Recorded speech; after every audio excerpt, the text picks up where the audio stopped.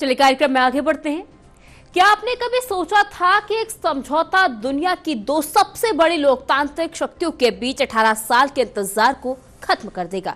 मंगलवार की ये तारीख इतिहास की सुनहरे अक्षरों में दर्ज हो गई है। दिल्ली के हैदराबाद हाउस में जब प्रधानमंत्री नरेंद्र मोदी, यूरोपीय आयोग के अध्यक्ष उर्सुला वॉन डेर लेयन और यूरोपीय परिषद के अध्यक्ष एंटोनियो कोस्टा एक साथ आए तो नजारा सिर्फ कूटनीति का नहीं बल्कि एक नई विश्व व्यवस्था का भी था।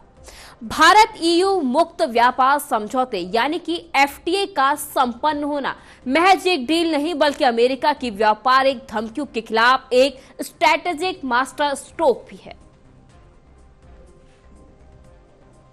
77वीं गणतंत्र दिवस का उत्साह इस बार कुछ खास था। कर्तव्य पथ पर पहली बार यूरोपीय संघ के शीर्ष नेतृत्व में मुख्य अतिथि के तौर पर शिरकत की।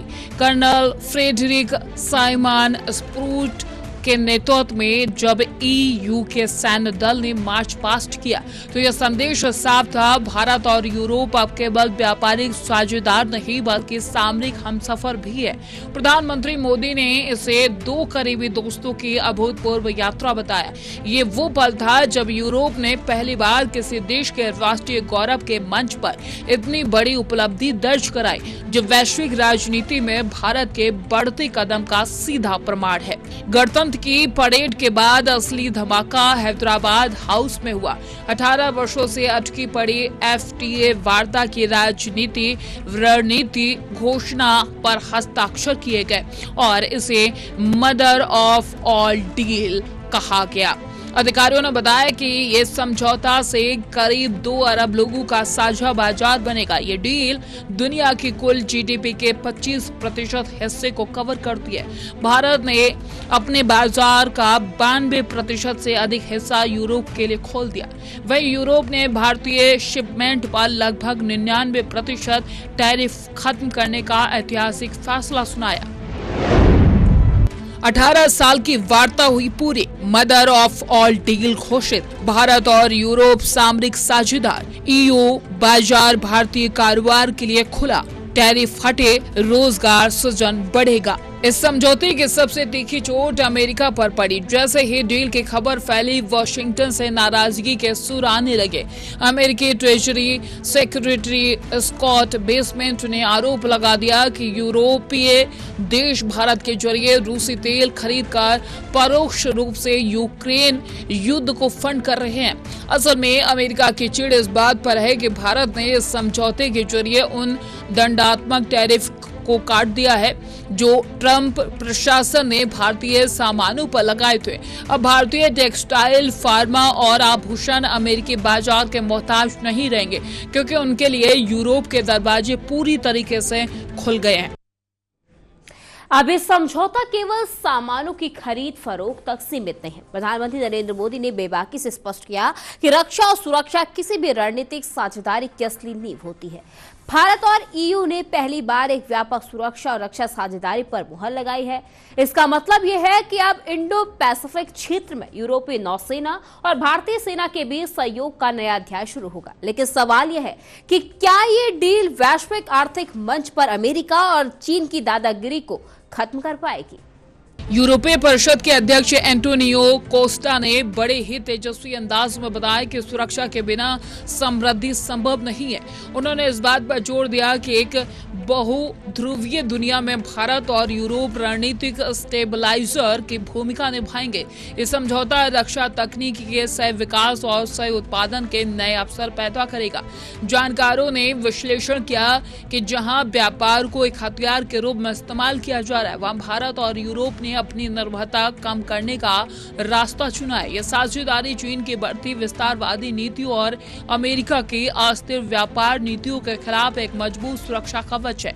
आर्थिक मोर्चे पर यह डील किसी गेम चेंजर से कम नहीं। भारत का यूरोप के साथ मौजूदा कारोबार $136 अरब है, जिसे अगले कुछ वर्षों में 250 अरब डॉलर तक ले जाने का लक्ष्य रखा गया है। उद्योग जगत के दिग्गजों ने बताया कि इससे भारत में रोजगार सृजन की बाढ़ आ जाएगी। खासकर टेक्सटाइल, फुटवियर और ज्वेलरी जैसे क्षेत्रों को यूरोपीय बाजार में जीरो टैरिफ का लाभ मिलेगा। भारत अब विकसित भारत 2047 के अपने दृष्टिकोण की ओर एक लंबी छलांग लगा चुका है, जहां वो दुनिया के सप्लाई चेन का मुख्य केंद्र बनकर उभरेगा। अमेरिका की नाराजगी, भारत की जीत। रक्षा और सुरक्षा सहयोग पर मुहर। व्यापार से लेकर जलवायु तक साझेदारी। 2 अरब लोगों का साझा बाजार। विकसित भारत 2047 के लंबी छलांग। यूरोपीय आयोग की अध्यक्ष उर्सुला वॉन डेर लीयन ने इसे भारतीय कौशल और यूरोपीय तकनीकी का संगम बताया। उन्होंने साफ किया कि ये गठबंधन उन लोगों के लिए जवाब है जो व्यापारिक बाधाएं खड़ी कर रहे हैं। अपनी ताकतों को मिलाकर दोनों पक्ष रणनीतिक निर्भरता कम कर रहे हैं। ये डील भारत के आईटी सेक्टर और पेशेवर सेवाओं के लिए यूरोप के 27 देशों के बाजार को पूरी तरीके से अनलॉक कर देगी। भारतीय युवाओं के लिए अब पेरिस से बर्लिन तक के अवसर खुलेंगे, जो पहले जटिल नियमों की वजह से सीमित थे। Indo German chamber of commerce के डायरेक्टर जनरल जॉन नोएथर ने इसे सभी समझौते की जननी की संज्ञा दी। उन्होंने बताया कि एग्रीमेंट ग्लोबल जीडीपी के 1/4 हिस्से तक फैला है, जो वैश्विक व्यापार के इतिहास में एक दुर्लभ घटना है। क्रोन्स मशीनरी इंडिया जैसे बड़े कॉरपोरेट्स ने खुशी जाहिर करते हुए बताया कि अब मशीनरी और नवाचार का आदान प्रदान बिना किसी बाधा के होगा। ये समझौता उन अमेरिकी प्रतिबंधों के खिलाफ एक रणनीतिक बचाव है जो भारतीय निर्यात की रफ्तार को रोकने की कोशिश कर रहे थे। भारत मंडपम में आयोजित इंडिया ईयू बिजनेस फोरम में प्रधानमंत्री नरेंद्र मोदी का आत्मविश्वास देखते ही बन रहा था। उन्होंने साफ लफ्जों में दुनिया को संदेश दिया कि 2 बड़े लोकतंत्रों का ये मिलन विश्व शांति और स्थिरता के लिए अनिवार्य है। लेकिन अमेरिका की नाराजगी और रूसी तेल के मुद्दे पर यूरोपीय संघ पर उठते सवाल इसी डील के सामने पहली चुनौती होंगे कि क्या भारत अपनी तटस्थता बरकरार रखते हुए इस मेगा डील को जमीन पर उतार पाएगा। इस अलर्ट के अंतिम पड़ाव में समझिए इसके दूरगामी परिणाम। विशेषज्ञों ने गहन विश्लेषण करते हुए बताया कि अमेरिका का टैरिफ वॉर अब भारत पर बेअसर साबित होगा।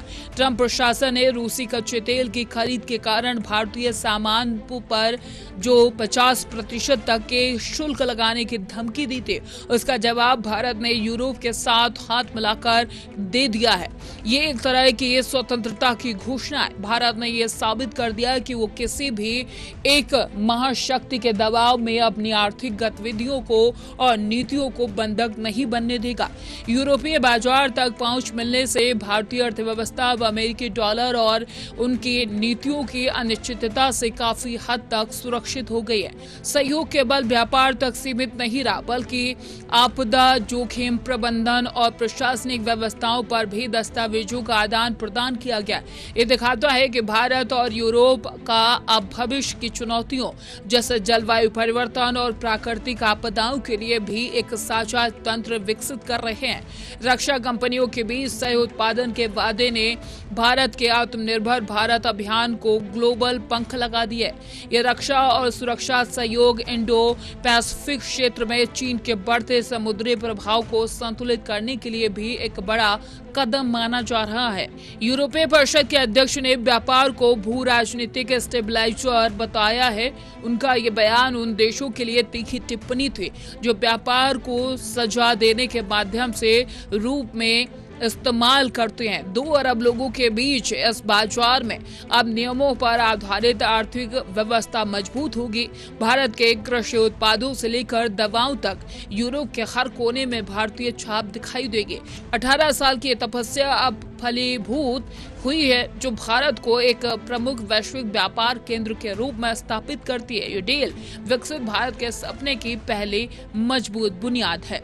मंगलवार की यह घोषणा वैश्विक कूटनीति का टर्निंग पॉइंट है। भारत ने एक साथ 2 मोर्चों पर जीत हासिल की है। पहला यूरोप के साथ सबसे बड़ा व्यापारिक समझौता और दूसरा अमेरिका के आर्थिक दबाव को दरकिनार करना। गणतंत्र दिवस के परेड से शुरू हुआ ये सफर हैदराबाद हाउस के समझौते तक पहुंचकर एक नए युग की शुरुआत कर चुका है। अब अगली बड़ी चुनौती अगले 6 महीनों में इसे कानूनी रूप से लागू करने की है। भारत ने दुनिया को दिखा दिया है कि जब बड़ी लोकतांत्रिक शक्तियां साथ आती हैं तो वो एक नया ग्लोबल ऑर्डर लिख सकती है।